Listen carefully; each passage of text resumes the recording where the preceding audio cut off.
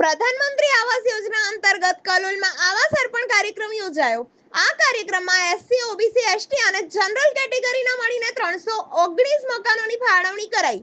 કલોલ નગરપાલિકા દ્વારા પ્રધાનમંત્રી આવાસ યોજના અંતર્ગત એફોર્ડેબલ હાઉસિંગ પાર્ટનરશિપ ઘટક હેઠળ એફપી80 ખાતે તૈયાર થયેલ 319 આવાસ અર્પણ કરવામાં આવ્યા। કુલ 625 મંજૂર થયેલ આવાસો, જેની પ્રોજેક્ટ કિંમત ₹25.41 કરોડ છે। તેમનામાં આ આવાસોની અર્પણ વિધિ અને ડ્રો કાર્યક્રમ 29 માર્ચ 2025ના રોજ ભારત માતા ટાઉન હોલ કલોલ ખાતે યોજાયો હતો।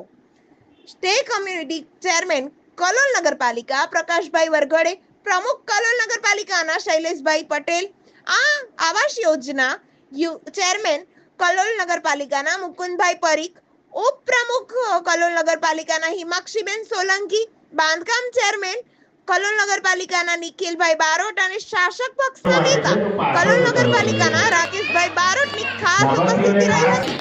કાર્યક્રમની શરૂઆત કરી હતી। આવાસ લાભાર્થીઓ માટે આ કાર્યક્રમ ખૂબ જ હર્ષોલ્લાસ ભર્યો રહ્યો।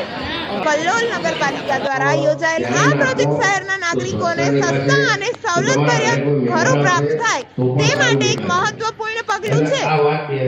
આવાસ મંજૂર કરાયા છે, પહેલા 26 હતા, પણ જગ્યાના ઇસ્યુ ને આ બધા પ્રશ્નોના કારણે આપણે ફક્ત 624 બનાવ્યા છે અને 624માં પહેલો લોટ જે આપણો છે એ 319 આવાસનો આજે આપણે કરી રહ્યા છે અને આ આવાસ આપણો એક્ટિવ નંબર 80 એટલે આમ કહેવા જઈએ ને તો 36 ક્વાર્ટર્સની નજીકમાં છે અને દિવ્ય દર્શન સોસાયટી એની નજીકમાં ફ્લેટ આવેલા છે। ગ્રાઉન્ડ પ્લસ ઉપર બીજા 3 માળ, એટલે આમ 4 માળ કહેવાય, ગ્રાઉન્ડ સાથે 4 કહેવાય, એવા 3 માળના 4 માળના આપણા મકાનો રેડી થઈ ગયા છે, કામ પૂરું થઈ ગયું છે। હવે ફક્ત આપણે ડ્રો કરી અને કોને કયું આવાસ મળે, કોને પહેલે માળ મળે, કોને નીચે માળ મળે, એ એમાં કોઈ એકદમ તટસ્થ નથી, ન્યુટ્રલી ફાળવણી થાય એના માટે આપણે કોમ્પ્યુટરાઇઝ ડ્રો સિસ્ટમ રાખીએ છીએ અને કોમ્પ્યુટર દ્વારા જ એની ફાળવણી થશે।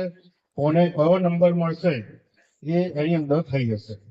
એટલે અત્યારે કોમ્પ્યુટરથી આપણે મહેમાનોના હસ્તે એનો ડ્રો કરીશું અને તમને એ ડ્રો બાબતની આ જે કોનો કયો ડ્રો આવ્યો છે એ લિસ્ટ અમે નોટિસ બોર્ડ પર મૂકવાના છે।